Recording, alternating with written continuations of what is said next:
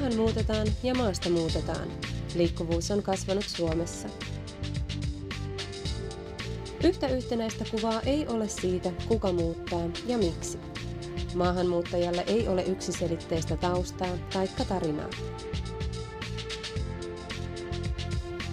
Monikulttuurinen media voi tarjota tietoa niin maahanmuuttajien kotoutumiseen kuin kantaväestölle uusien muutoksien ymmärtämiseen.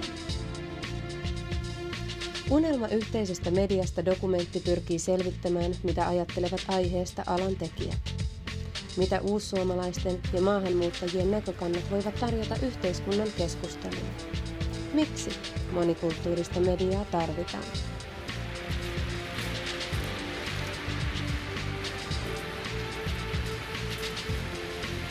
Tämän lehden minä perustin 10 vuotta sitten. Ja silloin tällaista monikulttuurista mediaa ei ollut ollenkaan Suomessa, ei edes Euroopassa, oli aika vähän. Ja mun ajatus oli just se, että haluaisin tällaisen median, joka koskettaa kaikkia.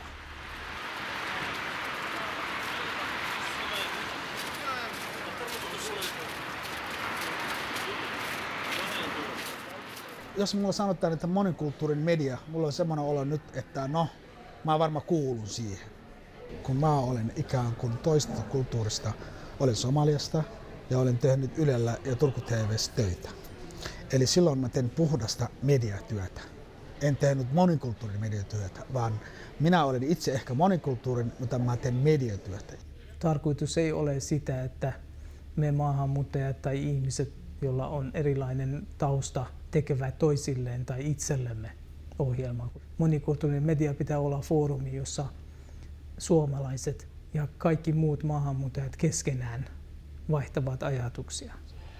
But now the immigrants, just like they escape from watching Finnish television. Everybody, especially now with satellite, everybody is watching his country because they didn't find what they want in Finnish TV. It is actually a sad story to talk about multicultural media in Finland.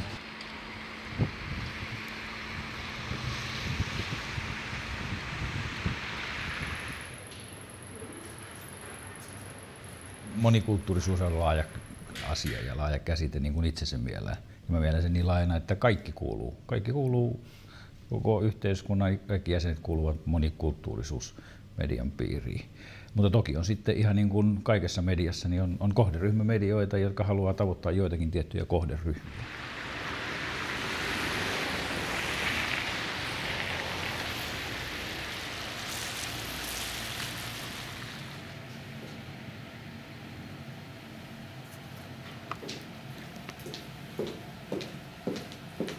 Monikulttuurisen median kohderyhmä on siis aika haastava kysymys, koska Suomessa kuvitellaan, että on semmoinen tyypillinen maahanmuuttaja, ja ei vaan ole. On Suomessa pakolaisia, on Suomessa siis ihmisiä, jotka ovat tulleet työn varten tai opintojen varten, ja joo, se on erittäin siis vaikea siis tuottaa media vain semmoinen tähän ison ryhmään, jolla on kaikki erilaisia ihmisiä. Koska tällä hetkellä täällä asuu niin paljon erilaisia tai erilaisten kansojen edustajia, hyvin paljon. Ja on tulossa koko ajan uusia ihmisiä, jotka eivät puhu suomea vielä. Joo? Eivät puhu suomea, eivät tiedä, miten täällä pitää toimia, miten voi tai minne voi mennä opiskelemaan tai työskentelemään.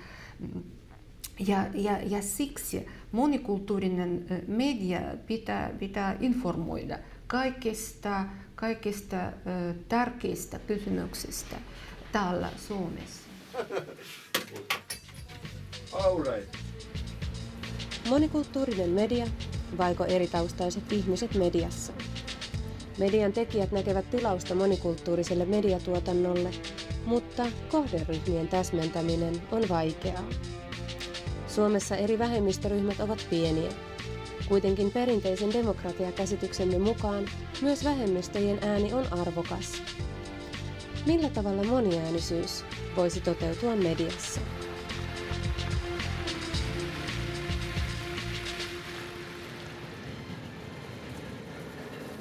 Ehkä se johtuu siitä, että sana me on todella laaja. Ja me maahanmuuttajilla on niin erilaisia tarpeita, joka vaihtuu koko ajan sama aikana, kun me saamme meidän kotoutumisprosessit tässä maassa. Eli meidän tarvitsee tuota ohjelmia, joka on suunnattu nimenomaan niin joku tietyn vaiheeseen. Eli mikä tapahtuu, onko me just tulemme Suomen tai olemmeko ollut jo täällä aika kauan ja me haluamme vain niin saada koulutus, saada työtä, tai vielä me ollaan ollut jo niin pitkä täällä, että me haluamme vain kouluttaa meidän lasta. Yleisradio lähtee siitä, että erityisesti ei jotain tämmöisiä erityisiä monikulttuurisuusohjelmia niinkään suosita, vaan sitä, että monikulttuurisuus näkyisi mahdollisimman monissa, ideaalisesti kaikissa ohjelmissa. Että se voisi jollakin tapaa on tällainen niin kuin sanoa, että se on se päälinja tässä Yleisradion politiikassa. Mutta se näkyy siis toisaalta siinä, että me saamme toimittajia ja toivomme, että olisi ammattitaitoisia toimittajia enemmän ja enemmän, jotka voisivat osallistua normaaliin ohjelmatyöhön, ja sitähän onneksi nyt jo on.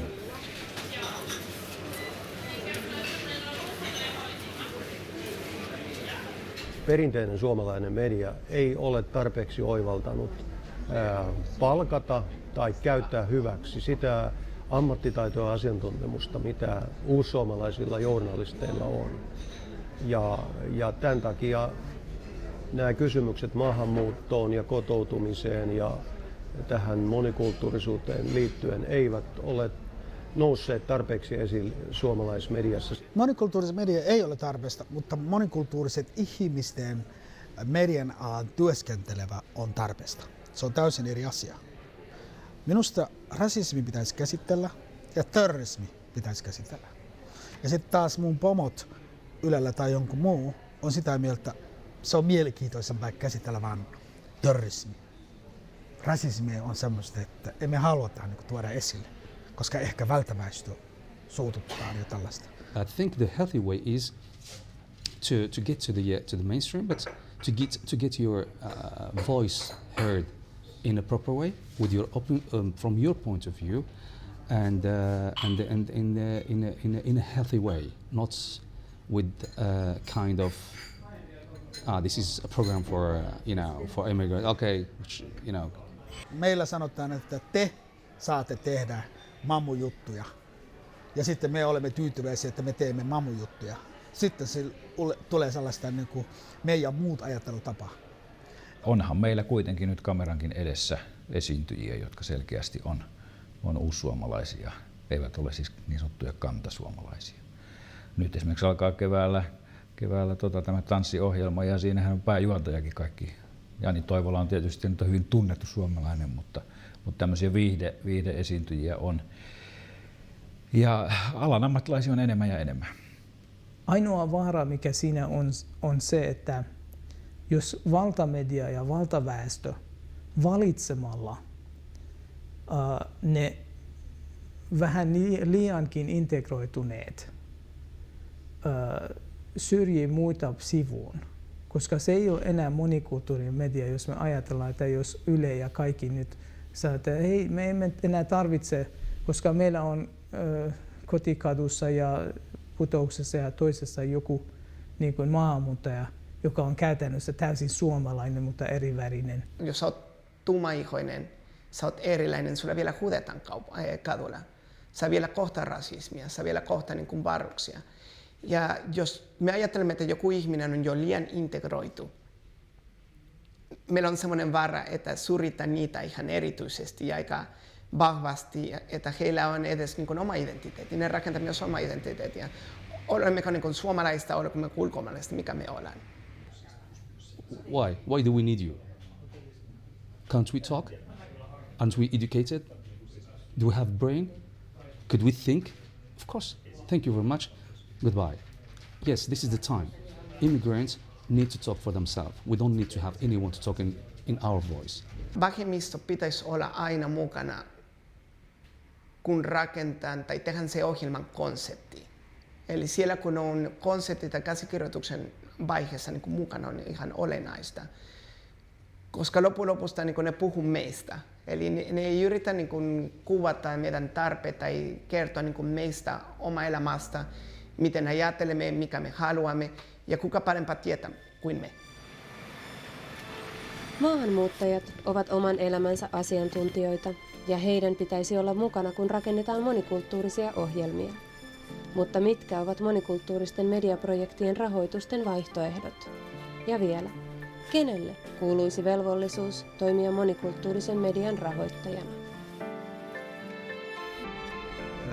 Tuntuu, että tämä vanha sanonta, usko, toive ja rakkaus, suurin niistä on rahaa. Nämä talouskysymykset ovat niin kuin monta kertaa este, mutta toisaalta politiikkakin ja kulttuurikin ovat tahdon asioita. Mun mielestäni ehdottomasti valtion ja kaupunkien ja koko yhteiskunnan pitää rahoittaa sitä. Kyllähän tällaisessa meidän tyyppisessä yhteiskunnassa pidetään hyvänä sitä, että on niin kuin riippumaton taloudellisesti. Niin se on jollakin tapaa hyvä median tae. Mutta kaikki ymmärtää, että varmaan hyvin vaikea taloudellisesti pitää yllä pienten ryhmien mediaa. Siksi muun muassa Yleisradiolla on tietty velvollisuus rahoittaa tällaista mediaa. Toisaalta minusta siis Yleisradiolla olisi nyt niin kuin iso rooli tämän Yle-veron takia niin satsata kunnolla muuhunkin kuin monta vuotta odotettuihin venäjänkielisiin TV-uutisiin. Me tarvimme eri kulttuurin tietoa myös valtaväestölle. Ja media on todella iso rooli siihen. Et mä en tiedä, mistä pitäisi saada rahoitusta, mutta kuitenkin se on kaikki meidän tehtävä saada näitä, saada niin kuin ihmiset ylipäätään ihmiset ymmärtämään keskenään. Miksi tämä on erinäköinen kuin minä? Voisiko olla musta mies, joka on ylpeä sitä suomalaisuutta ja hän on suomalainen, eikä mitään muuta? Tämä on monikulttuurinen yhteiskunta. Se on periaatteessa koulutusprojekti, joka koko kansaa koulutetaan.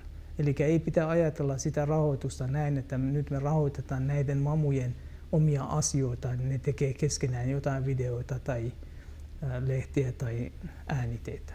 Se pääaine pitäisi olla laatu. Laatua siis tarvitaan, koska siis monikulttuurisen median vastaan on esimerkiksi Hesari ja Yle, ja siellä on siis kuitenkin laatua. Ja sen pitäisi olla kiinnostavia aiheita ja hyvä journalismia.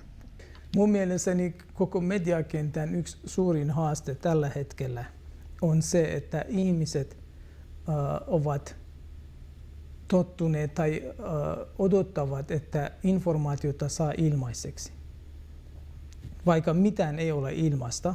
Monet muut radioasemat ovat ihan samassa asemassa kuin meidän Radio Sputnik, koska esimerkiksi FM-radioasemat, ne kaikki ovat kaupallisia ja kaikki myyvät mainontaa. Ja kyllä on siis kannattaa tai täytyy tehdä paljon ponnistuksia, jotta ihmiset haluaisivat mainostaa juuri sinulla eikä toisella. Tämän lisäksi tarvitaan, ja se on aika tärkeäkin, yhteistyötä siis suomalaisen median kanssa, koska heillä on resursseja tällä hetkellä. Jos yhdistetään voimat suomalaisten järjestöjen kanssa, emme saa vain rahaa, mikä on tietysti olennaista, mutta me saamme myös tukea ja me rakentamme verkosto, joku rakenteellisen niin verkosto, joka voi tukea meitä ja yhdistää nimenomaan suomalaisia ja ulkomaalaisia. I've been discussing with some people from Wiley, and then they said it's clearly we don't want to have some kind of ghetto inside Wiley. We need to have people who can be integrated to the system. But to build really, like for example Sweden or like Dutch television, that is really totally different way how they work. So they have like a very constructive way of dealing with the subjects, and they have really a big community. Mediasisältöjen laadukas tuottaminen vaatii aikaa ja resursseja, mutta näitä löytyy vain projektirahoituksessa. Miten vähemmistömedia voi toimia ja kehittyä pienillä resursseilla? Olisiko yhteistyö vastaus ongelmaan? Ehkä ratkaisu oli se, että pitää olla projekteja, joka jo alusta pitäen niin kuin ottaa huomioon muut, koska meillä on nyt ongelmana on se, että kaikki, joka aloittaa yhden projektin, haluaa aloittaa itse ja tehdä itse ja sitten tehdä vain jotain uutta. Usein ne yhteistyöosapuolet on niin kuin projektimaisia, jolloin ne yhtäkkiä niitä ei enää ole olemassakaan. Ne on vain jotain kertaluonnetta varten ja sitten häviävät pois, että siitä ehkä sitten puuttuu sellainen pitkäjänteisyys. Mun mielestä ihan alusta pitäisi olla semmoinen idea päässä, kun tehdään projekti, niin kuin, entäs projektin jälkeen? Me teemme projektin, entä sen jälkeen? Mikä tapahtuu? Miten voimme jättää meidän jälkimme niin kuin sen jälkeen, vaikka projekti ei jatkoisi? Sitten kuitenkin on jotain, joka tekee asiat menevät eteenpäin. Se jää jotain hyödyllistä. Välillä on sellaisia satunnaisia tapaamisia ja jotkut projektit toimivat yhteistyössä keskenään, mutta minusta sitä voisi olla enemmän, koska vähän samoja asioita puuhataan useammassa eri paikassa ja ihmisten pitää huolehtia elämisestään ja leivästään ja päähommista. Monet näistä projekteista ovat olleet talkootyötä ja sitä ei kovin kauan voi jatkaa ja siinä mielessä on ymmärrettävää, että niin monet projektit sitten lakastuvat. On kyllä vaikea tehdä työtä jatkuvasti ilman siis oikeaa palkkaa. Se on siis kaikki varmasti ovat siis samaa mieltä tästä, kaikki suomalaisetkin. Aika usein meitä lähestytään näin, että hei, voisitteko te tehdä meille näin ja esimerkiksi promootiota meidän tämän projektin ja tämän.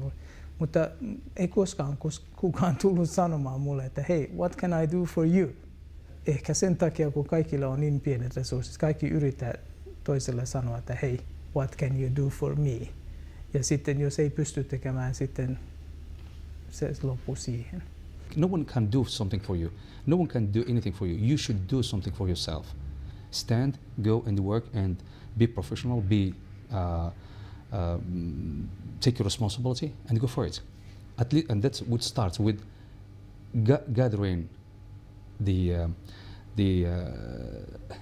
people or gather a community, strong community who can start to work with us. Suomen mediakentässä toimii useiden eri vähemmistöryhmien edustajia. Unelma yhteisestä mediasta voi toteutua yhteistyöllä kohti samoja päämääriä. Ja ajan myötä, kun ihmiset kotoutuvat ja nuoren polven tekijät tulevat alalle. Missä valossa toimijat näkevät monikulttuurisen median tulevaisuuden Suomessa? Luulen, että se tulee olemaan loistavaa ja tosi hyvää, koska nyt vasta alkaa olla niin kuin Suomessa toisen sukupolven maahanmuuttajat. Sitten nyt alkaa olla ensimmäinen sukupolven maahanmuuttajat, joka on jo vähän niin kuin kotiutunut tavallaan ja osaavat selittää ja vaatia ja esittää ajatuksiaan. Nyt mä oon ainoa freelance-toimittaja, joka siellä tekee töitä tietääkseni niin kuin sillä niin kuin ajankohtaisessa ohjelmia. Mutta siellä tulemaan varmaan tulevaisuudessa vuoden, 2 vuoden päästä. Mä olin ihan varma siinä niin paljon eri mediaedustajat, Helsingin Sanomat, Iltalehti, niin kuin nämä maahanmuuttajien työntekijöitä ja toimittajat, jotka puhuvat paremmin suomea kuin minä, niin mä olen ihan varma tulevaisuudessa on niin kuin lisää, mikä on positiivista. Ei kai nyt voi mitään ruusutarhaa luvata tässäkään suhteessa. Että kyllähän tietysti monikulttuurisen median rahoituskysymykset on varmaan vaikeita, että pitkällä aikavälillä media onnistuu, jos on vakaa rahoituspohja.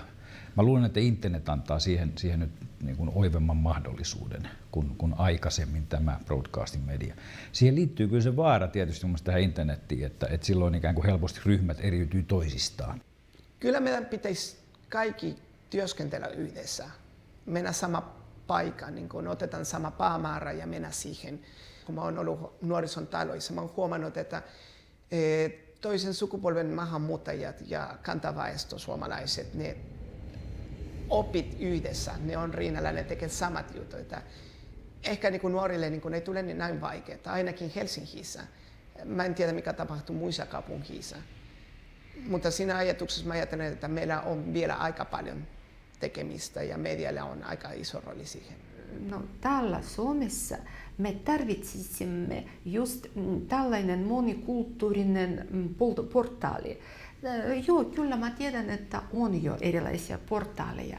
No, ne kaikki ovat sellaisia, no mä sanoisin, no, jos voi sanoa niin, kaapeita. Siis kaikilla on oma polku.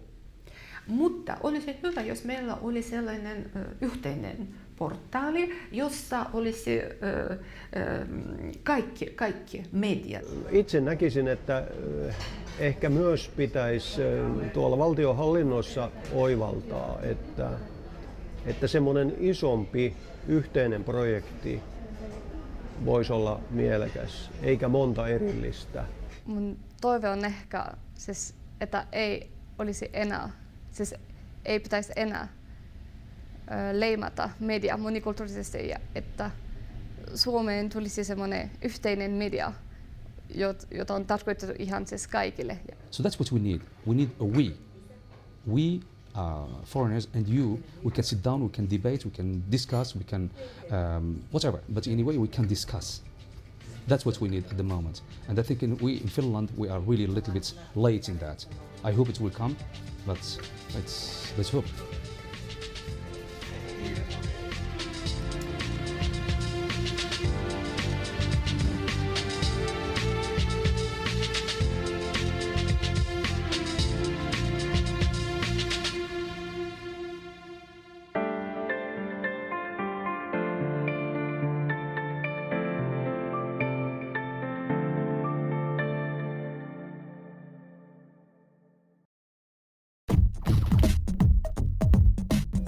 Hola, bienvenidos a Panorama. Здравствуйте, вы смотрите программу «Panorama». Bonjour et bienvenue au Panorama en français. Assalamu alaikum wa rahmatullahi wa barakatuh.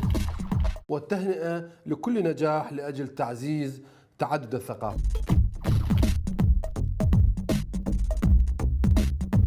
No porque no queramos el país, sino porque nos gusta mucho y queremos que sea mejor para todos.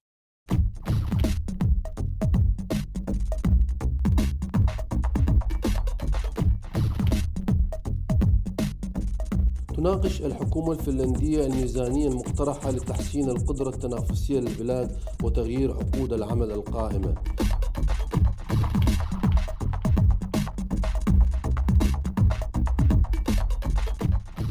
Трудящихся, к примеру, ввести неоплаченный больничный за первый день болезни, сократить надбавки за работу в воскресные дни и переработки,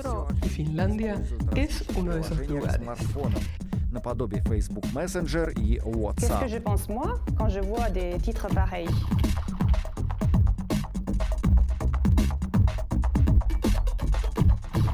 Existe una legislación al respecto del uso del discurso del odio en Internet.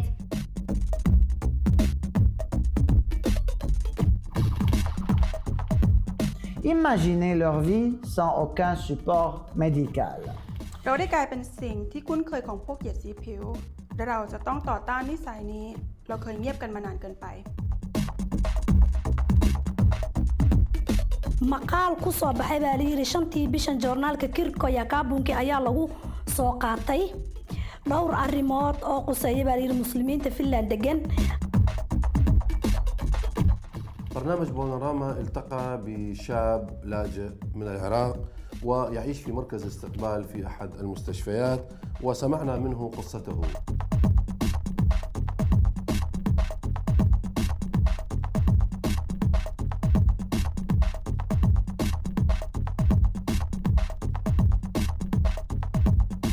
Mais, à mon avis, il est courageux de donner des opinions fortes contre la diabolisation de l'islam et ça me fascine.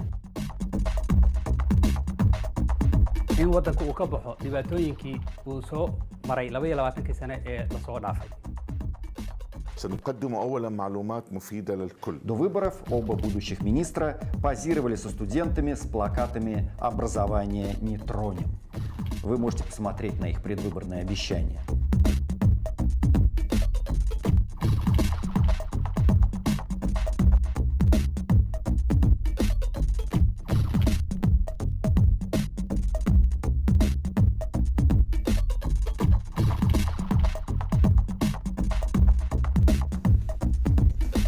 คุณทุกท่านสำหรับการติดตามชม Panorama TV สำหรับวันนี้ตันต้องขอลาไปก่อนสวัสดีค่ะ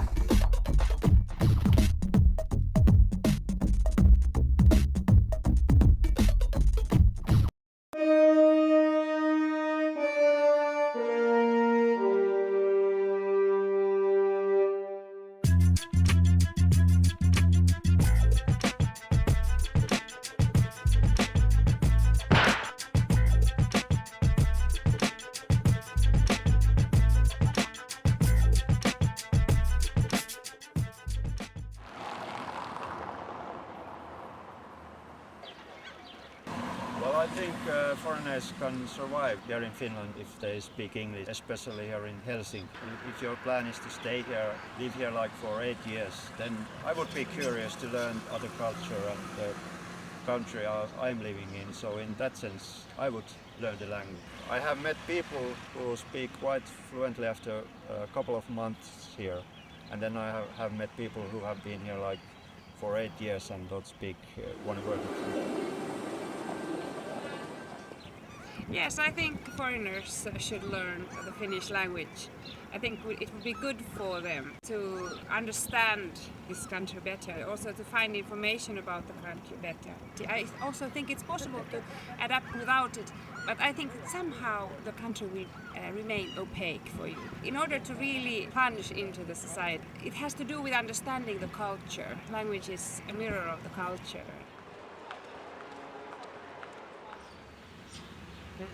I think that foreigners can survive here in Finland without learning the language because there are more and more information available. But I would have two arguments for learning the language because for one, Finnish working life is still very, very monolingual. There are only like maybe 5-10 companies who use English as their official language.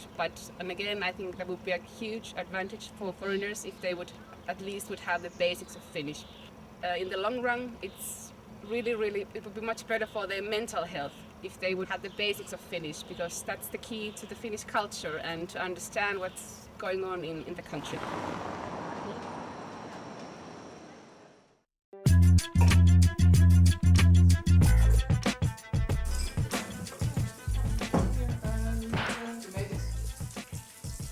No.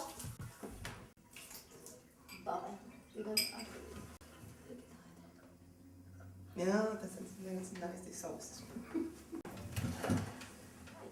Okay, just like a very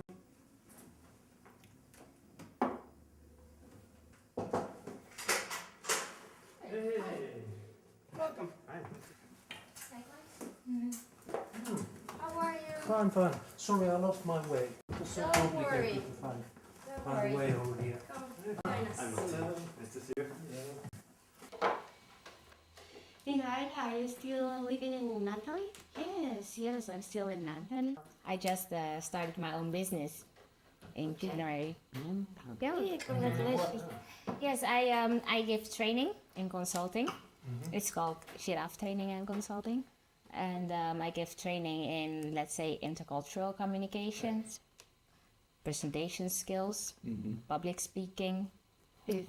Basically, those consultants are in Finnish or in English, or how to work? Well, actually, they are in English, but I also give lectures in Finnish. It depends on the length of the lecture. If it's an hour and a half, then I prepare it in Finnish and. Really? Yeah. Wow. Yeah. How long did it take you to learn Finnish?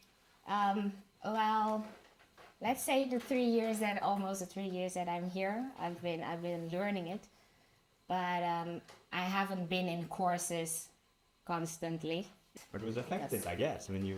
Yes, well, it wasn't that course really, because I stopped with it and I did some, like they say here, työharjoittelu at schools. And then I really heard the real Finnish, because when you're in the courses, it's like, missä sinä olet? And then you get at school and then they like, missä olet? It's like, okay. Yeah. Given that you have had the possibility or the opportunity to practice your Finnish. You mean at the courses? Yeah, or? No, in your everyday life. Yes, I practice with the parents of my boyfriend. My boyfriend is Finnish. experience why I'm Yeah. here. By the way. Cheers for that. Cheers for that. It's the only reason. Yeah. Yes. What do you do for a living? Well, I'm a lawyer at IBM, and that's and some of the other big multinational companies. So on it. Don't need it. Yes, what about your daily practice?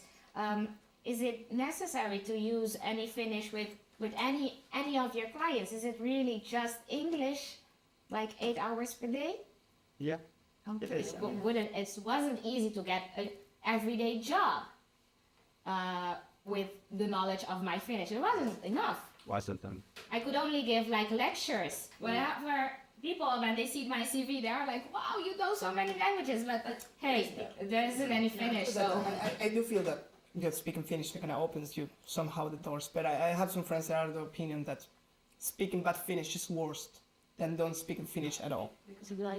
Because it's not enough, because I don't know, they have the perception that sometimes it's like, as you say, you need to explain yourself to give your ideas, or I don't know if it depends on the area you're working at, but some people might think, I feel that. You feel that way? I feel that sometimes How long better. have you been in Finland? Longer and I don't speak it. I'm very embarrassed. I've been here almost 7 years. All right. And, but that's about what I speak, 6 months. It's very hard. I've taken Finnish 1, Finnish 2, Finnish 3, Finnish 4. Three times I've taken the same course, and just doesn't click. But it's but I think when you were starting to say before, I think I feel like sometimes it's maybe it's snobby, that as a lawyer and with a lot of education, that I feel more comfortable speaking good English than bad Finnish. I feel like some sort of stigma, if I speak like a first grader or a second grader after university education. When was the last time that you had a conversation in Finnish? Or try to have, really make the effort. When I just said 7 vuotta. No, best. Desiranten kiel Robinsono escapi el la limoi de sia insulo. Iuna angla nobelo voyagis tra Europom. Ding ding ding ding ding ding ding ding ding ding ding. Lia voyaggio ne estis tiu de simpla spectanto, sed educa ir voio. Lia voyaggio ne estis tiu de simpla spectanto, sed educa ir voio. Kiu alconducis lin mese de terurai conflictoi, terurai memoroi. Kiu alconducis lin mese de terurai conflictoi, terurai memoroi. Kai ridat kun la erupai cortegoi, kiui linek meditigis pri virtoi kai malvirtoi. Kai ridat kun la erupai cortegoi, kiui linek meditigis pri virtoi kai malvirtoi. Sometimes, they say the grass is always greener on the other side. Like, for example, I came to Finland with a job, a full-time job, and so never had that sort of year or two that many immigrants have of just focusing on Finnish so they can get a job. Yeah. I was very lucky in some ways that I came. I was transferred by my company. I came here, and that's very good in a way because I didn't have to I was able to make a living. But I think it hindered my ability to learn Finnish. But I think sometimes immigrants who come, they don't have a job, they have to learn. Yeah. And they have to spend those 6 hours a day, and they learn, and they do. Yeah. Do you feel like an outsider? Yeah, I feel like an outsider. I think, I have a son, two children, one who is 12, they're about to be 13. He goes to a school that's Finnish language school. Yeah. He's fluent. And he's fluent and he feels more Finnish than American. But I definitely feel more an outside, anything to do with the school. Yeah. That it's very hard for me to participate, which I always found myself when I was thinking of becoming a parent, that I wanted to be very involved in my child's education. And so I go very outside on that. So that's hard. There's something he laughed the other night program in school where he was studying,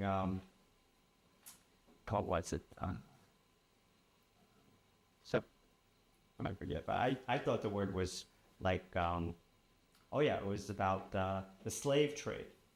What's that word in Finnish, the slave trade? Yeah. I thought Oya was about squirrel. So I was thinking, you're learning about the squirrel trade at school. That's cool. How cute! And then he just cracked up, you know what I mean? So now usually he's like, Dad, but this actually made him laugh. You know? It was fun. So I'm out of it. And my other son, I just gave my new partner, just gave birth to about 3.5-month-old so this partner is Russian, my partner, and so it's gonna be interesting. Now you have to learn Russian. So we'll see what he learns. People say that Russian is easier than Finnish. What does that mean? I don't know. I don't understand how or what it's like to be like living in the country for so long and not being able to understand, because it's the level of how much you speak, how much you understand. I could speak more than I understood, and it was nightmare. Finnish is difficult, but it's not impossible. I think that the difficulty of learning Finnish is a bit exact. But what's your own experience with Finnish now? For how long have you been here? 4 years. But 4 years. I studied almost 2 years, 8 hours a day, and I did my homework every day, like 20 pages. That was really, really hard. But you learned? Yeah, breakfast. Yeah, a power sets. I think today is pretty much exercise. I remember when I took a year ago. I got an internship in an external place. It was like a terrified. I need to call Finnish people and make interview them by phone. That's the worst. And I remember that I had 9 years on it, and I went as far as to grab the phone and just go to the next room, to an empty room, because I was really ashamed of the people hearing me. Because it was this pressure, like, I'm doing good enough, what I want to bring about, I'm going to get fired. It was really, really intense. It's very demanding, it's very difficult. Because still, I'm sorry to say, but I'm really of the opinion that there's some kind of obligation when you go to another country or whatever.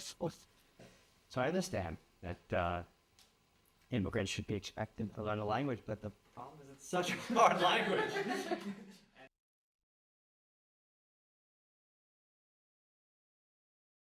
Tervetuloa. Moi. Moi. Moi. Moi. Oi. Moi. Päivä. Terve. Kuka. Kuka. Pumpuli. Kartta. Rakasta. Märikkä. Kääty. Simbuka. Uspa. Sana. Toivottavasti. Jyrki. Läppä. Krapula. Arto. Asko. Perkele. Auto. Rakas.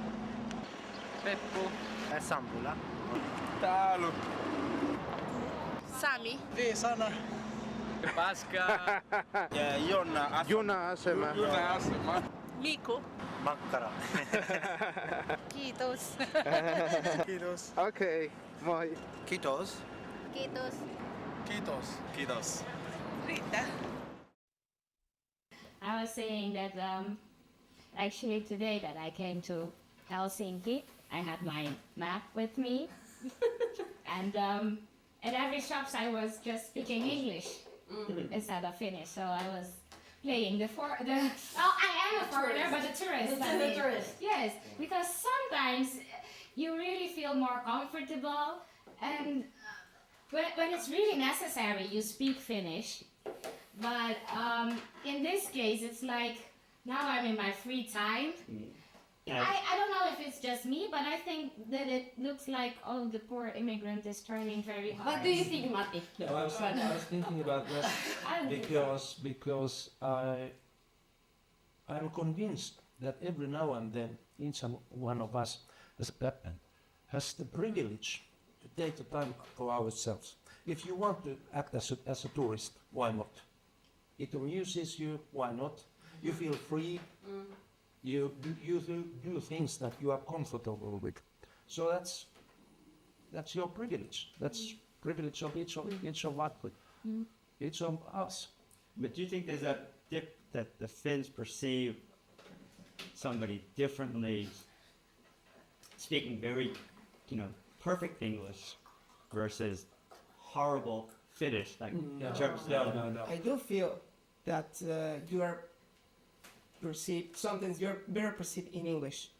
Maybe not in the job wise, but for example in the stores.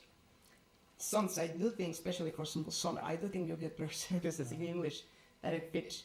Because there is this mindset, the tourist versus the immigrant. How would it be like in Mexico, just a comparison, Mexico or Colombia, if somebody came and spoke perfect English or broken Spanish? What would be sort of more... Broken Spanish. But I was thinking about this tourist act, that it's very handy sometimes with the police. I use my language, my mother tongue, just to get like, not from the police.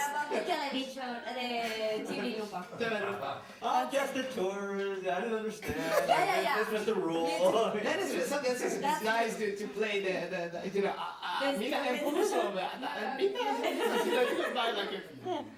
The American embassy is on a one-way street. I was driving up the wrong way, and there's police everywhere, and they're like looking at me like, is this guy nuts? Driving up the wrong way in front of the American embassy. And they stopped me. I said, Sorry, I didn't know it was one way. I totally. And they said, go. But maybe if I was Finnish, they would give me tickets. That's so funny. One thing that I have noticed, I don't know if it's happened to you, that when you reach certain level of a language, you become lazier. For example, you notice like I could speak English like rather fluently, but that doesn't mean that I speak like good English. I think I made a lot of mistakes, and that's because I reached the point that I can express myself completely. People understand me. What said? So I. And that when we arrive here, you feel so hopeless because you don't know the language and you get so frustrated. And then there comes this time that you have learned it and you can speak it and you can understand people. And then you feel at ease with yourself. And maybe that's when the laziness gets in. But in the beginning, you are so you really feel like you want to survive. If you just cannot understand and cannot make yourself clear, then you will do everything in your power to understand this language, as difficult as it is. But then what's the sense? Why do you have to study if you don't need? If you can go. It makes a difference. Yeah. I think it makes at some level, like depending on the job. I mean, what kind of job and if you want a certain level of job. Do you remember this Omaya? Yeah. Abu Hana. That she was kind of like the first foreigner to ever go into the news listing icon. And she got, 2 months or 1 month or 2 weeks. She got a really, really short time. Because there were coming so many anger letters to Julia that how come this foreigner with such an accent? When was that? Long time ago? 3 years ago.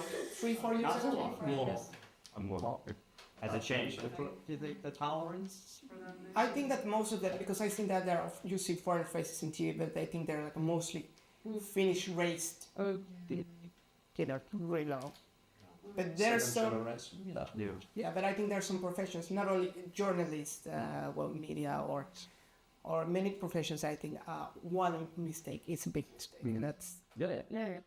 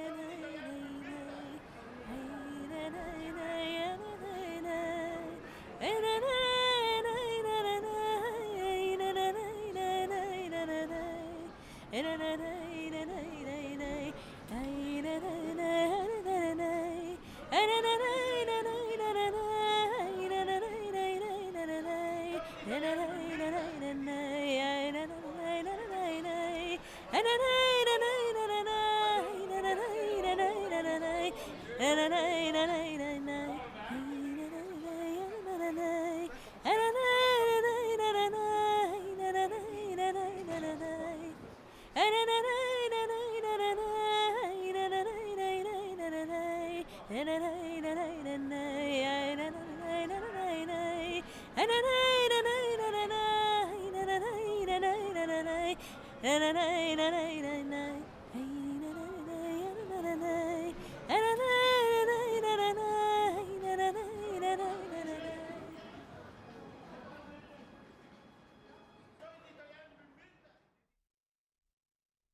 was just wondering, the Swedish minority here in Finland, there's a segment of them don't speak Finnish, and I was just wondering if they're tolerated and if other groups could, if they would also be tolerated. You know, the Russian, for example, comes to mind, that if there were pockets of the Russian communities that don't speak Finnish, would they be, is it acceptable, or what's the Concerning the Finnish, Swedish-speaking people, there are certain traditions that are 100 years long, and they live in their communities that are quite small. If we are thinking about, okay, Russian community here, if they dedicate their businesses and they're doing with the Russian, why not? They can survive. And if the Latin community focuses doing their business with the Latin America, why not? I always remember what you say about that, you know, maybe in some parts of the US they try to make this Spanish as an official language. I was reading the newspaper, and there was this one article that we have a new name, that, you know, this maahanmuuttajien ulkomaalainen. In Finland? Mikä word on the next, like maahanmuuttajien ulkomaalainen? Uusi suomalainen. There's a new word, and it was called uuskielinen, like a new language first. And it came very precisely because they were like saying that in Turku there are more foreigners, like uuskieliset, than Swedish speakers. Now, what will be the possibility that in the future, like a Russian, for example, which is I think the biggest after Swedish, becomes an official language? That was like full circle, and that would be like. We had English. Or English. Is another lingua franca, or English. I don't see that as a possibility, because usually, if you have a look whatever country, there must be a big minority, a really significant minority, to have an official status on the language they are speaking. But do you think it's going to the point that there will be this kind of like a disagreement, between those who speak Finnish and those who don't, you know, among the foreigner community? That's a possibility, but I have a feeling, I know exact information, but I have a feeling that this tendency, this possibility, is at the moment at least only possible here around Helsinki and Helsinki city, where there are more foreigners. In other parts of the country, you have to deal with the local population. So there isn't a possibility like that. For example, here, let's say the Russian immigrants, they have their own communities and whatever that they don't need to study Finnish. But concerning one thing, still concerning the official status of languages or whatever language here in Finland. Official status always, as far as I understand, means that you have to get or receive services in those official languages. And if you think about that, let's say, imagine that we have, let's say, 10 official languages, then there had to be services offered in schools, in every office and whatever places, in all those 10 languages. And that's quite an impossible task. Russian's an obvious possibility. Yeah, that's true. And maybe English, and things like this. So can you live in Finland without the knowledge of language? Sure.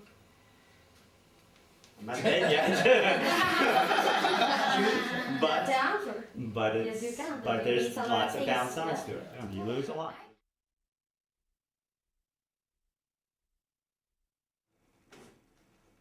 Rauhallinen sika. Hevonen perkelee yötä.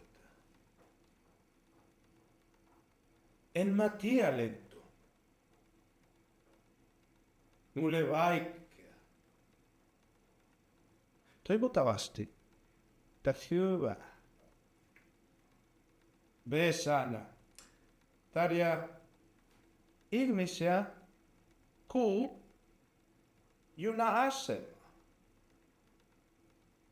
Vähäinen. Moi Arto. Kartonki. Heijastimet. Jorma. Kukka voi Mikko. Kukka voi Mikko. Jorma. Sysky Pirjo. Ihana ystäviä. Learning a language is not so much of what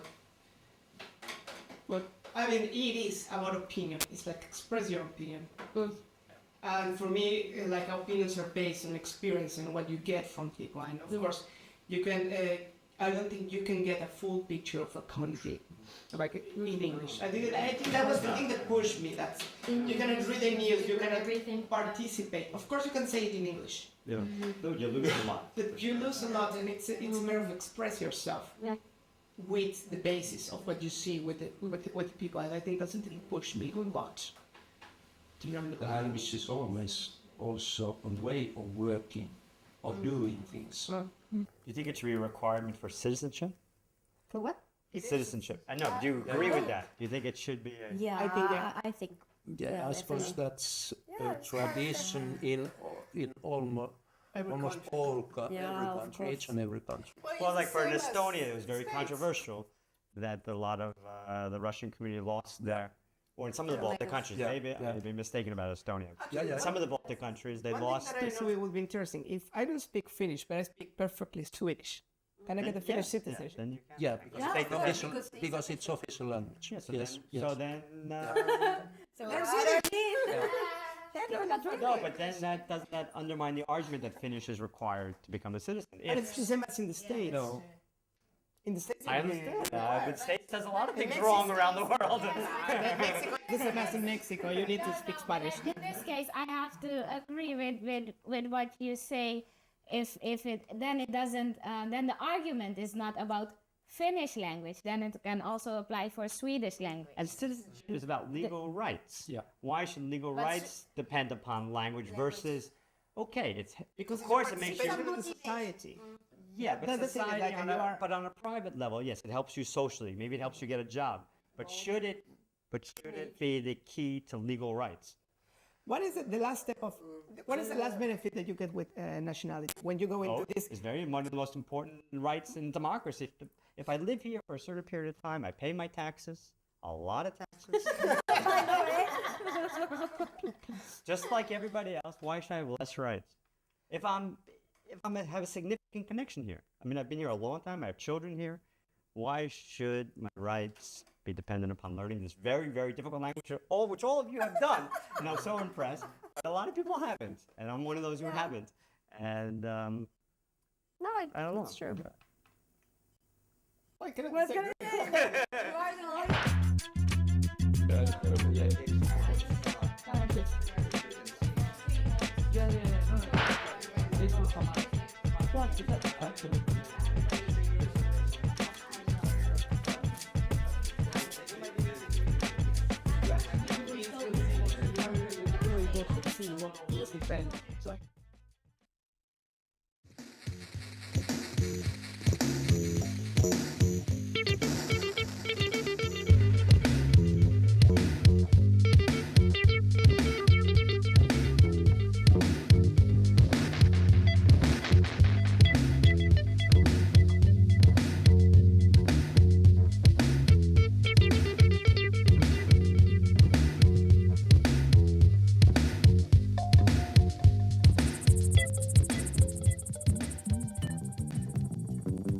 La reciente crisis económica no ha logrado aumentar el número de usuarios en las bibliotecas de Helsinki. En particular, el número de clientes jóvenes parece estar disminuyendo claramente. Tan solo 1 de cada 3 jóvenes entre los 15 y 19 años de edad todavía prestan libros. El cambio drástico podría estar relacionado con el sistema de préstamos en Internet Helmet que se introdujo en el 2003.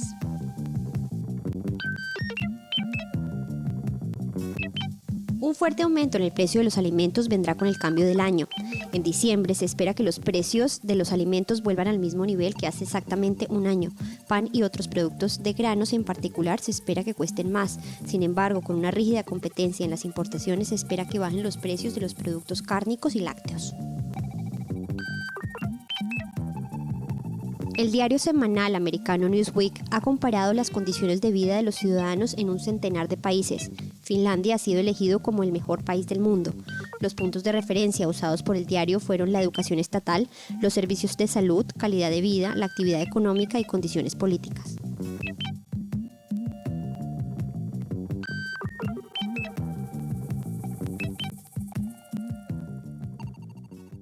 Hola, mi nombre es Carolina Bermúdez y estas son las noticias en español. Y es un verdadero progreso que los medios hablen de temas como las dificultades y los obstáculos que los inmigrantes y los extranjeros enfrentan a la hora de conseguir empleo.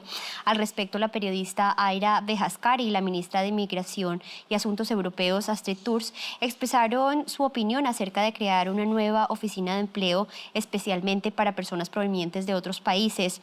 El sistema creado en 1990, que está diseñado en su totalidad para apoyar la integración a refugiados y asilados políticos, que lógicamente tienen diferentes necesidades a las de los profesionales extranjeros.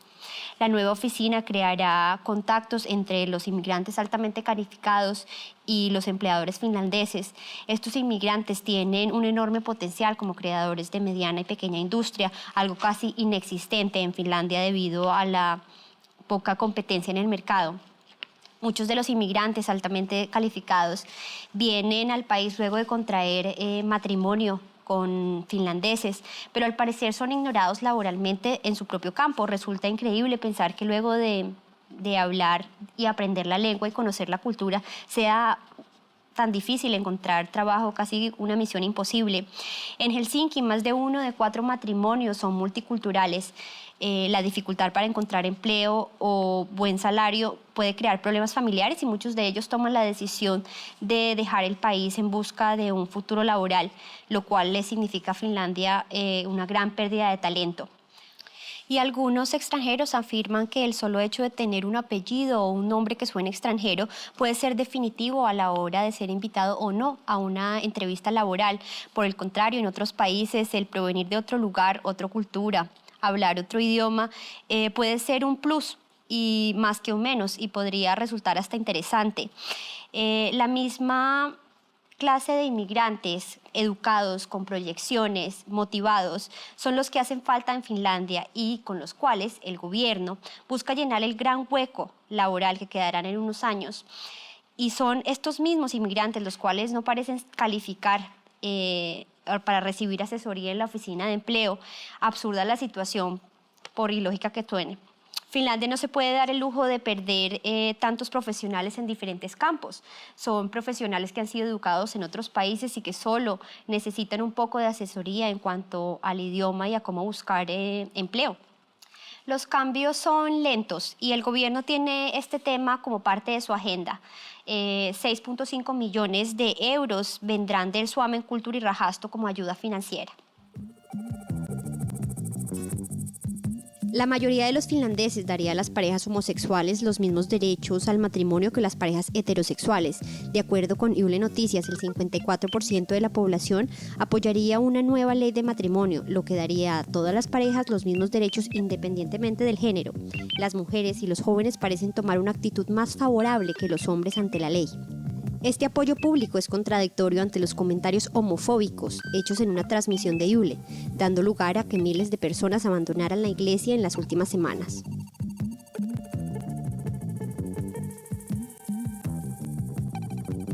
De acuerdo con el Departamento de Investigación Urbana de la ciudad de Helsinki, después de años de persistencia, cada segundo extranjero logra mantener un puesto de trabajo.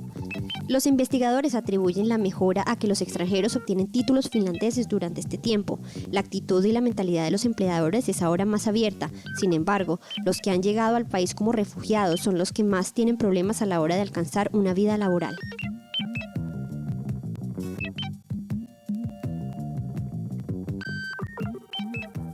El tema de la inmigración promete ser un tema caliente para las elecciones del 2011. Los diferentes partidos discuten cuál será la posición ante el tema, algo que no ha sido fácil para ninguno de sus miembros. Los únicos que parecen estar satisfechos con los resultados son los del partido de pureutuu, con una posición crítica frente al tema de la inmigración. Con esta posición han ganado gran popularidad en los últimos meses de campaña, mientras que los demás partidos se pelean el resto de los votos. Lo que sí es claro es un aumento negativo por parte de los finlandeses en frente al tema de la inmigración. Un 60% está de acuerdo con no aumentar la cuota de inmigrantes. El debido cambio se debe en gran parte al manejo de los medios y las discusiones que se han presentado en Internet, que han creado una imagen negativa, y la crisis económica. Todo esto sumado con la publicidad de los partidos políticos responde al parecer a una mera tendencia. La inmigración como tal no es un fenómeno en Finlandia aún. Todavía muy pocos finlandeses tienen contactos con inmigrantes en su vida diaria, razón por la cual las opiniones de los ciudadanos no tienen un gran impacto en la opinión pública. Varios grupos en contra de la inmigración han alcanzado gran popularidad en Internet en los últimos meses. Suomen Sisu, que de acuerdo con sus declaraciones está en contra de la inmigración sin límites y promueve el nacionalismo y el patriotismo. Homma Forum y Muutos 2011 como un partido político. Será interesante ver si los partidos políticos están dispuestos a modificar sus valores para conseguir más votos. El debate que se lleva a cabo al respecto, no solo en Internet, sino que también en los medios, dará fruto en las próximas elecciones del 2011. El pueblo debería hacer uso de su capacidad de análisis y visitar los diferentes sitios de Internet para conocer los diferentes puntos de vista y opiniones y poder dar un juicio, o en este caso un voto con conciencia. Lo mismo va para los inmigrantes, no solo para los que puedan votar, sino para los que son directamente afectados. Y me pregunto, ¿qué tanto saben los inmigrantes, los refugiados y asilados acerca del tema? Esto fue Panorama con las noticias en español. Gracias.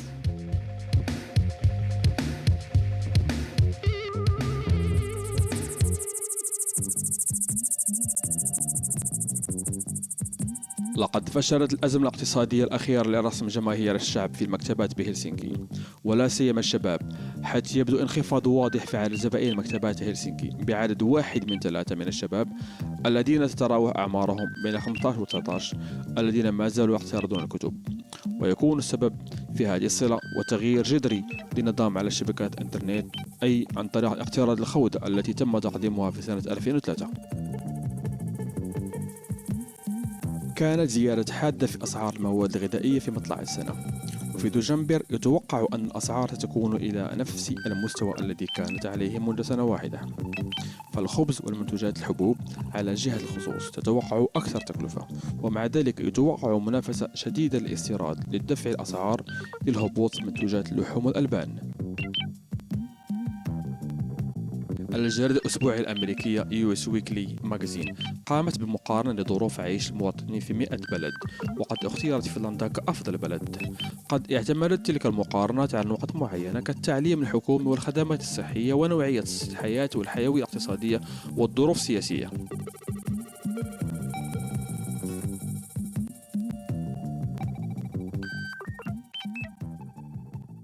مرحبا بكم، سعيد عقا في بانوراما، أخبار فنلندية باللغة العربية. الشراء على خط الإنترنت، تخفيض الكلمة السحرية. عندما نرى علامات صفراء أو حمراء على منتوج ما كتب عليها تخفيض ب50% أو أي رقم آخر، يعبر ذهننا أننا سنوفر عندما نشتري. إضافة إلى أن عملية الشراء تكون أسهل، حيث كلنا نتوفر على عدد من البطاقات الائتمانية دون أن ننسى القروض الصغرى السريعة. في النصف الأول من هذا العام أنفق الفنلنديين ما يقرب 5 بلايين يورو في عملية الشراء على الخط.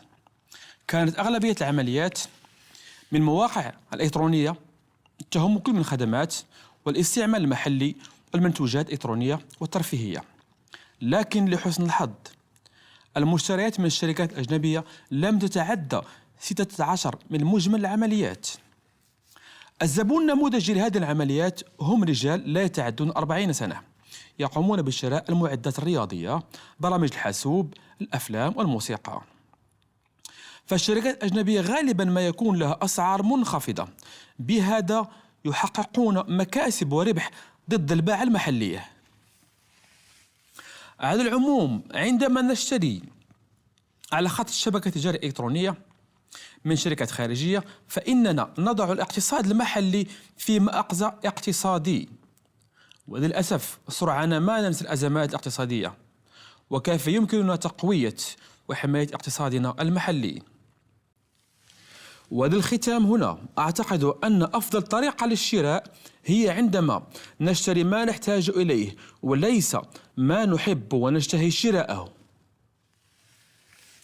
لقيادة المسؤولة، نحن نعلم أن سعر وتكلفة رخصة السياقة في فنلندا ثمنها شيئا ما مرتفع، لكن هذا لا يعكس نوعية ومؤهلات السائق. وفي هذا الموضوع لدينا بعض الملاحظات، حيث أن دراسة جديدة في دول الشمال الأوروبي ترى أن الفنلنديين لهم العديد من العادات المتهورة في السياقة، كالسياقة في حالة سكر أو تحت تأثير بعض المخدرات، وكذلك استعمال الهاتف المحمول.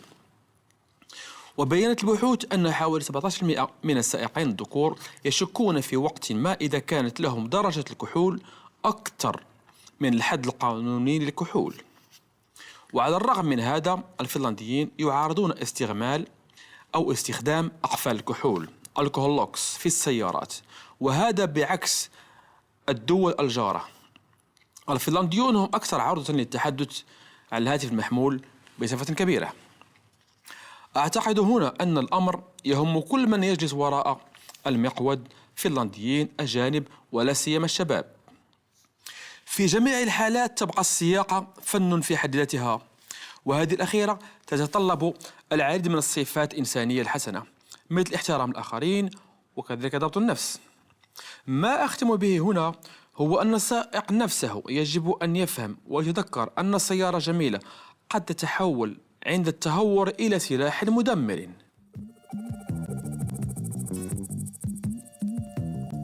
أغلبية الفنلنديين موافقون على إعطاء نفس الحقوق للزواج من نفس الجنس والأزواج من جنسين مختلفين. 54% من السكان تستحق قانون جديد للزواج، التي من شأنها أن تعطي جميع المتزوجين نفس الحقوق بغض النظر عن الجنس. النساء والأحداث لهم قانونيا شيئا ما بعض الامتيازات على الرجال. هذا الدعم الشعبي متناقض مع التعليمات التي أدلى بها أعضاء الممثلين في الكنيسة، مما أسفر عن الآلاف من الأشخاص غادروا الكنيسة في الأسابيع الأخيرة.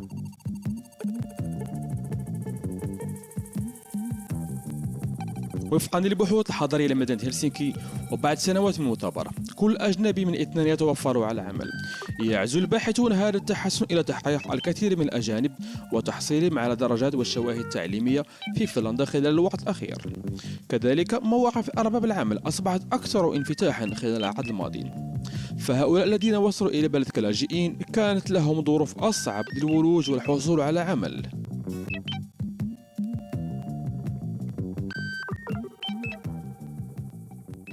الحمل في سن جد مبكر. كانت هناك زيادة في عدد الفتيات في سن المراهقة اللواتي تراجعن عن إجهاض في فنلندا العام الماضي، وفقا لتقرير صدر عن جريدة فاليسومي في ملحقها ليوم الأحد. الإجهاض بين فتيات الأقل من 18 سنة كان قد تراجع بشكل مضطرد على مدى السنوات الثمان السابقة. فالحمل في سن المراهقة عادة ما يكون غير مخطط في معظم الحالات، حيث يكون فشل في وسيلة تحديد النسل أو عدم استعماله. ولاحظت الدكتورة ميلا هارونين من الاتحاد الأسري في مقابلة مع سونونتاي سومالاينين أن الشباب لا يكلف نفسهم العناء في استخدام وسائل منع الحمل، وقد يرجع كذلك السبب إلى عدم وجود تعليم جيد للثقافة الجنسية في المدارس، أو عدم وجود حوار منفتح وبناء في الأسرة. في معظم الوقت يكون الآباء منشغلون بالعمل وقد يكون السبب كذلك أن للعائلة ثقافة معينة لا تسمح أن يكون هناك نقاش مفتوح بين الأبناء والأطفال. هذا الموضوع يمس كل الشباب في فنلندا بغض النظر عن أي بلد جاءوا منه، وما هو عرقهم أو ما هو دينهم أو أي ثقافة ينتمون إليها. على العموم في كثير من الحالات الأمهات في سن المراهقة هي في حد ذاتها مستقلة في تربية أطفالها دون دعم من الشريك أو من آبائهم أو أمهاتهم. أنا متفق تماما أن فنلندا في المستقبل في حاجة إلى ساكن أكبر أو مجتمع قوي ومتوازن، وسيكون هذا أفضل حينما يقوم المجتمع على أسرة قوية حيث يتم ربط أطرافها بحب وتكون لهم القدرة على مناقشة القضايا قبل فوات الأوان. أشكركم على انتباهكم وإلى فرصة مقبلة إن شاء الله، والسلام عليكم.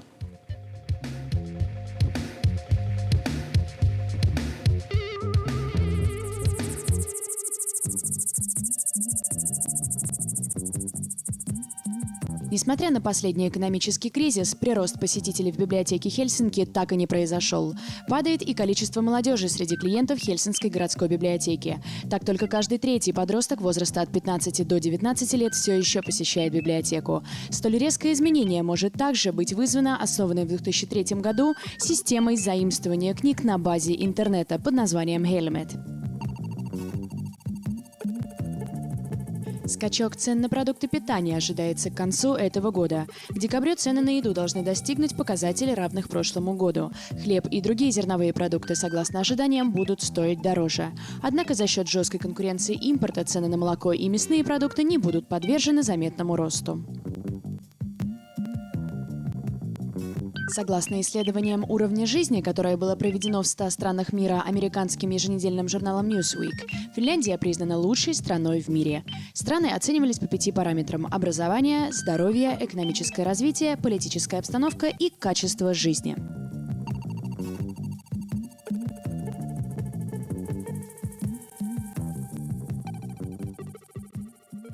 Здравствуйте! Вы смотрите программу «Панорама». В эфире Екатерина Шевцова с новостями из Финляндии на русском языке. Сегодня мне хотелось бы поднять тему, которая, на мой взгляд, интересна и волнует каждого из нас. Она касается законодательства страны, в которой мы живем, законодательства Финляндии. Итак, 1 октября был принят, на мой взгляд, очень интересный закон. Закон о запрете курения. Его приняли в Финляндии, и он одновременно стал самым строгим законом в мире. Потому что целью этого закона является полная ликвидация курения в стране в ближайшие годы. Теперь продажа табачных изделий лицам до 18 лет будет облагаться штрафом, а в самых серьезных случаях и лишением свободы до 6 месяцев. Также к 2012 году планируется визуально полностью убрать сигареты с полок магазинов и запретить курение на открытых площадках вроде Олимпия-стадиона. И все, казалось бы, отлично в этом законе, ведь детское курение на самом деле очень пагубная вещь и несет за собой непоправимые и печальные последствия. Но, согласно этому закону, угощать несовершеннолетних можно, а продавать, получается, им сигареты нельзя. То есть, если вы решите угостить ребенка, угощайте его на здоровье так. Ни в коем случае не продавайте ему сигареты. Еще более интересно, что ни у учителей, ни у полицейских нету права изымать сигареты у несовершеннолетних.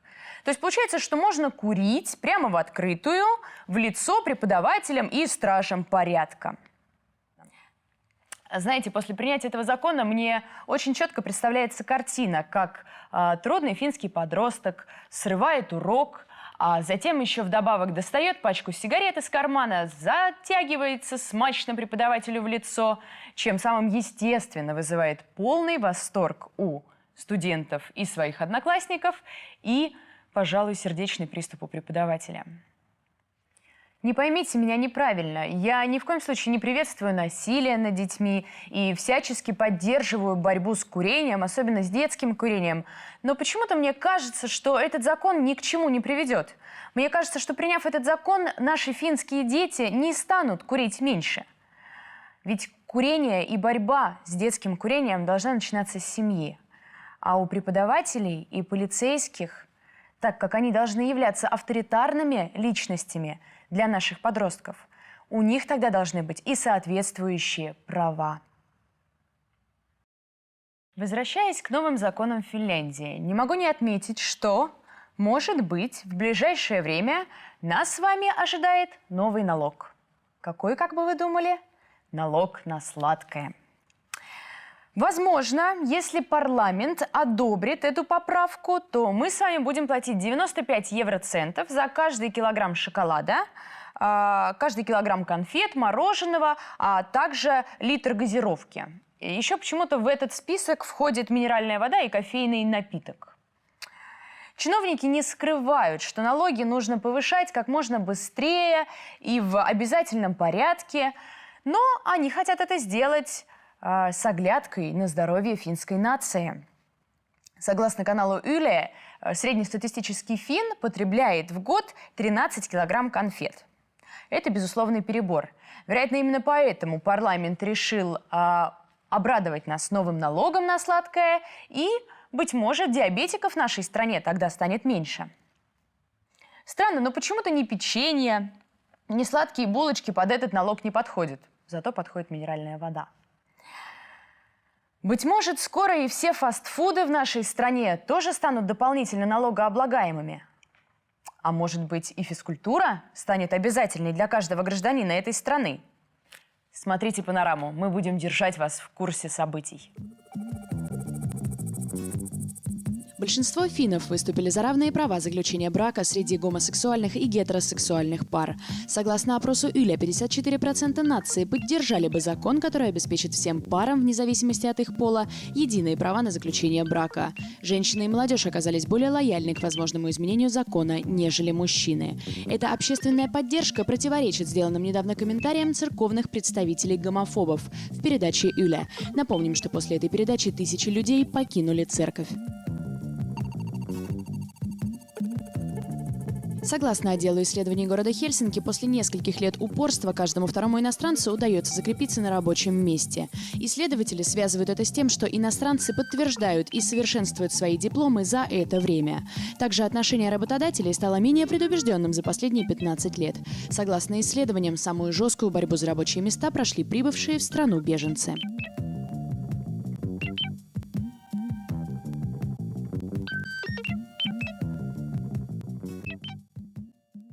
Премьер-министр Финляндии Мari Kiviniemi недавно заявила о том, что в школах Восточной Финляндии в качестве эксперимента было бы неплохо заменить обязательный финский язык на русский. Министерство образования выступило категорически против. Хотя большинство школ Восточной Финляндии уже давно говорят о том, что знание русского языка в этом регионе просто необходимо. Оно является очень важным фактором при трудоустройстве, ведь количество русских туристов в этих городах огромно, а сфера обслуживания страдает от отсутствия русскоговорящего персонала. Шведский вместо русского. Традиции вместо практической выгоды. Новаторство в пользу прибыли или варварское отношение к истории и традициям. Русские туристы для финнов, безусловно, в первую очередь означают прибыль. А шведский язык для финнов – это второй государственный язык, это культура, это писанный и неписанный закон. Начни финны говорить по-русски, экономику страны это, безусловно, поднимет. Но, мне кажется, параллельно потеряется национальное самосознание. Ведь колорит этой маленькой, но уникальной, существующей издавна страны и нации может просто поглотиться, раствориться и потеряться. Я думаю, что именно этот фактор останавливает финнов перед принятием русского языка в школах даже как альтернативно обязательного предмета. А вдруг русский будет пользоваться большим спросом? Вдруг безвизовый режим между Финляндией и Россией снимут, и русские валом повалят в Финляндию, а финны поедут в Россию, а русев начнут там зарабатывать деньги и платить налоги. А если в результате всего этого Финляндия присоединится к России или Финляндию присоединят к России? Мне кажется, за этим языковым вопросом стоит очень непростое и наверняка судьбоносное решение для страны. Ну а какое решение будет принято и какое будущее ожидает наших финских школьников, что им разрешат выбирать и изучать в ближайшее время, покажут нам уже скоро парламентские выборы 2011 года. На сегодня все. С вами была Екатерина Шевцова. До встречи в следующей «Панораме».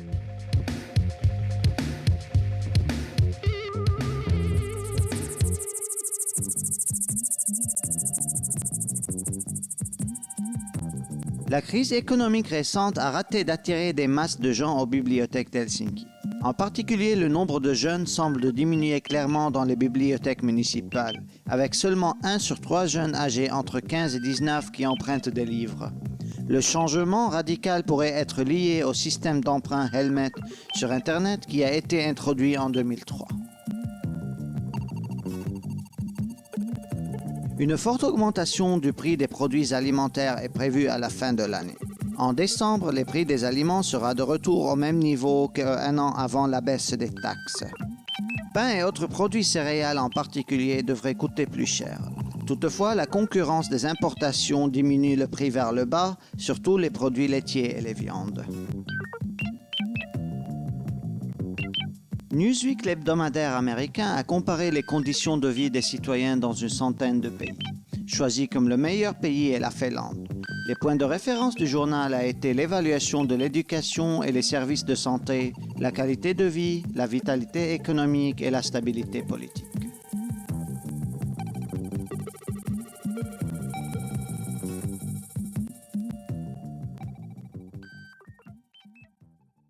Bienvenue à cette édition de Panorama. Le débat le plus populaire dans les médias, c'est les élections de 2011.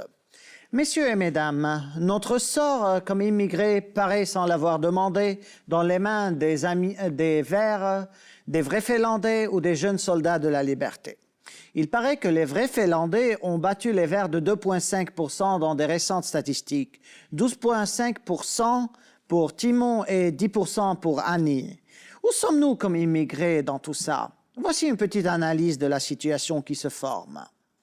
La Ligue des Verts a tenu une réunion le week-end dernier avec leur leader Anni Sinnemäki, où au départ de son discours, elle a annoncé tout haut que la lutte des Verts, c'est contre les vrais Finlandais et que c'est l'élément le plus principal et important dans la campagne des élections suivantes. Elle continue en disant que les électeurs doivent choisir entre une Finlande ouverte ou une Finlande fermée, en accusant les vrais Finlandais de jouer aux craintes du public pendant la crise économique.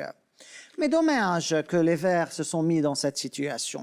Ils se sont égarés de leur chemin principal comme un groupe et un parti qui s'intéresse à l'environnement. Le pire qu'ils ont fait, c'est de donner de la publicité gratuite à Timo Soini et ses copains. Mais le pire vient de naître. Un groupe d'extrême droite qui se fait appeler Parti de la Liberté. Je me demande personnellement de quelle liberté ils en parlent. Ce parti a fait sa demande officielle après avoir ses 5000 signatures nécessaires pour devenir un parti politique enregistré. Cette organisation se décrit comme critique de l'immigration. Selon une déclaration sur leur site Internet, le Parti de la Liberté n'accepte pas que le pays soit peuplé d'immigrants sans le consentement libre de la majorité des Finlandais. Je me demande d'où ils ont eu leurs statistiques à propos d'une majorité. Et en tout cas, c'est sympa de voir quelle importance ils donnent aux immigrés et combien nous serons utiles pour les élections prochaines. En tout cas, si leur intention, c'est de nous donner un vol gratuit de première classe, bon, merci. Mais dommage qu'il y a tellement de contradictions et de confusion dans la politique finlandaise en ce qui concerne l'immigration. Un petit conseil à vous tous les partis, laissez-nous en paix. La majorité des Finlandais donnerait aux couples homosexuels les mêmes droits au mariage que les couples hétérosexuels. D'après un sondage du lait, 54% de la population veut une nouvelle loi pour le mariage qui donnerait à tous les couples les mêmes droits sans distinction de sexe. Les femmes et les jeunes sont légèrement plus favorables que les hommes à ce changement. Ce soutien public est en contradiction avec des propos homophobes tenus par des membres de l'Église dans une transmission du lait qui a causé que des milliers de personnes sortent de l'Église dans les dernières semaines. Selon le département de la recherche urbaine de la ville d'Helsinki, après essayer pour des années, 1 sur 2 étrangers arrivent à trouver un travail. Les chercheurs attribuent l'amélioration à la réalisation de nombreux étrangers des degrés finlandaises. L'attitude des employeurs sont également devenus plus ouverts au cours du temps. Toutefois, ceux qui sont arrivés dans le pays en tant que réfugiés luttent le plus pour gagner leur vie.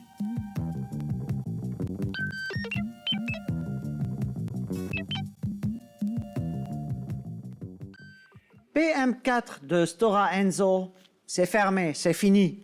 Pendant 3 décennies, cette usine fabrique du papier journal pour des journaux européens comme le Figaro et Financial Times. En Europe et en Amérique, la demande du papier journal réduit. Tout migre du papier à l'écran des ordinateurs et à votre iPad.